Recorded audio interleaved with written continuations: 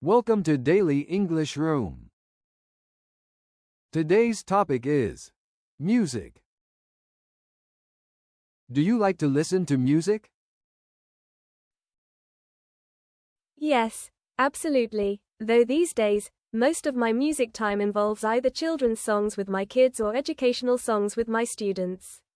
But in those precious quiet moments, especially when I'm preparing lessons late at night, I love listening to peaceful Arabic or French music. It helps me unwind and stay connected to my roots. What types of music do you like to listen to?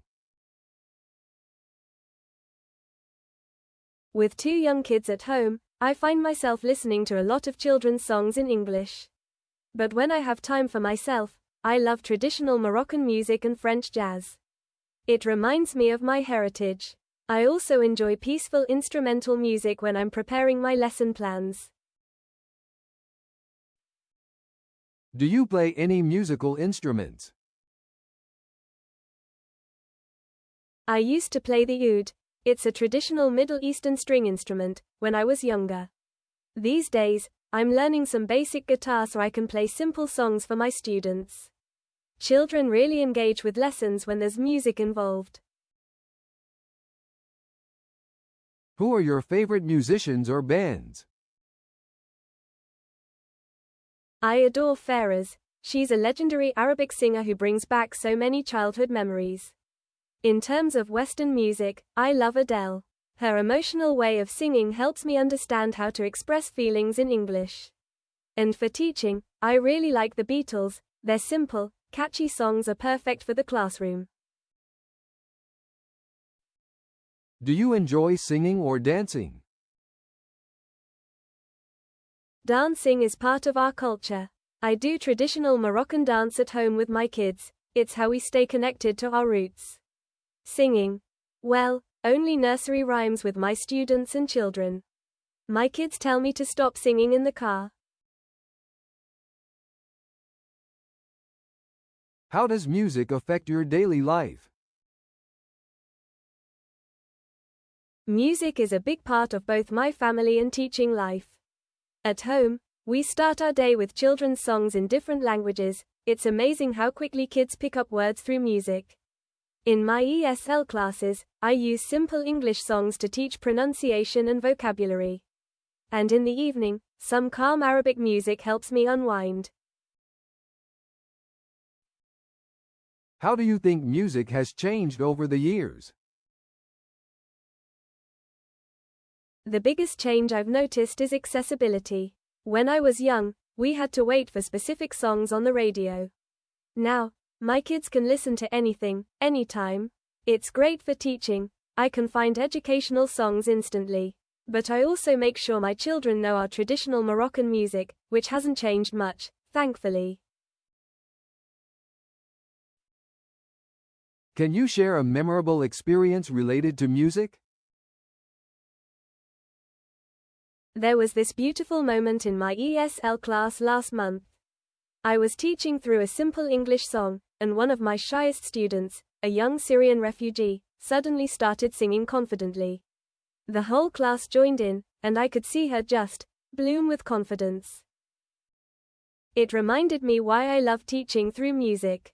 Sometimes a song can help break down barriers that words can't. How do you discover new music these days? My students are my best source of new music. They always know the latest English songs. And through my kids' French school, I discover lots of French music. I also follow several ESL teaching channels that recommend good songs for language learning. It's wonderful how music can be both entertaining and educational. What are your thoughts on music education? Do you think it's important?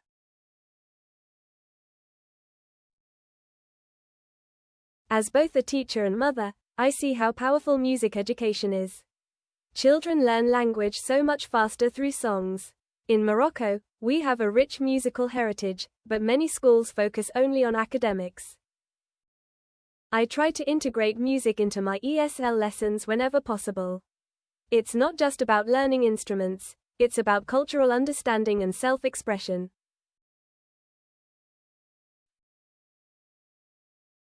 How does music help you learn English? As an ESL teacher, I see music as a powerful teaching tool.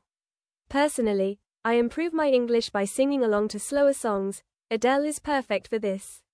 I also use children's songs to learn family-related vocabulary. The repetition in songs helps me remember phrases better than traditional studying. What are your music-related goals or dreams?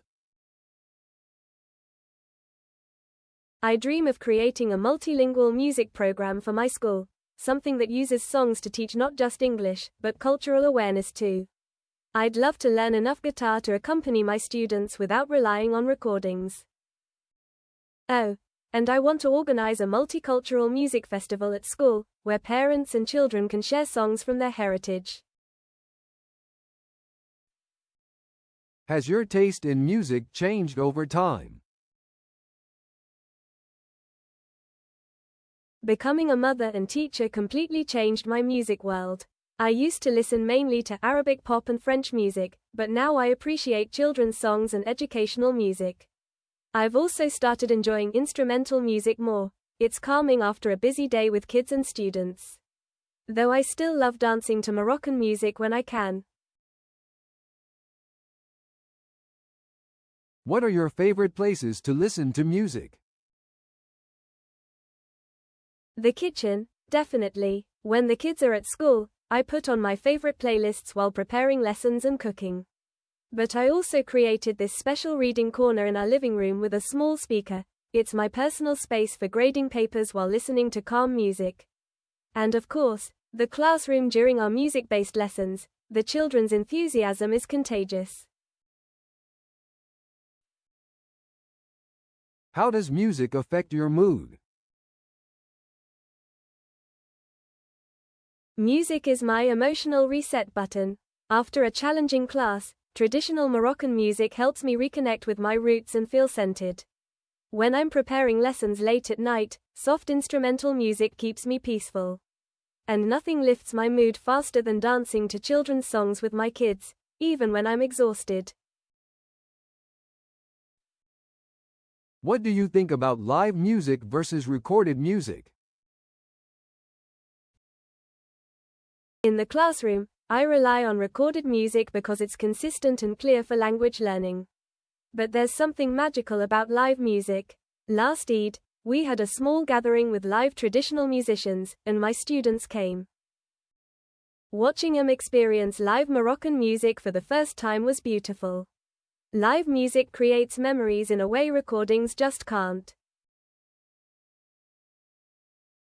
If you could learn any instrument instantly, what would it be?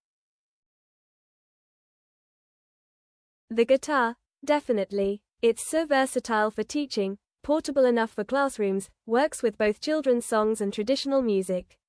I could accompany my students singing, teach songs from different cultures, and even create multilingual educational songs.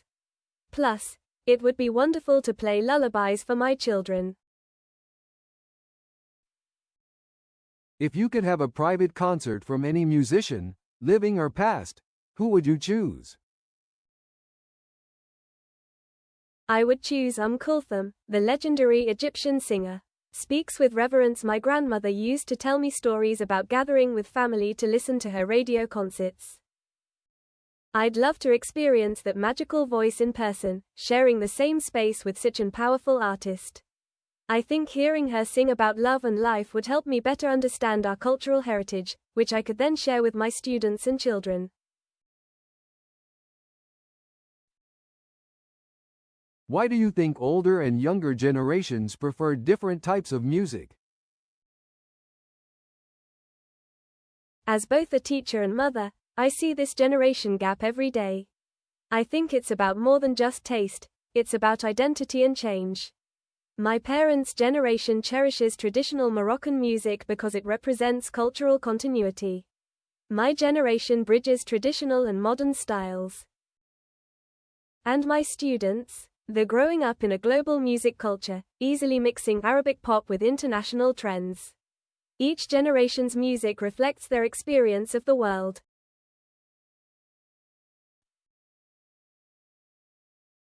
What does music mean to you personally?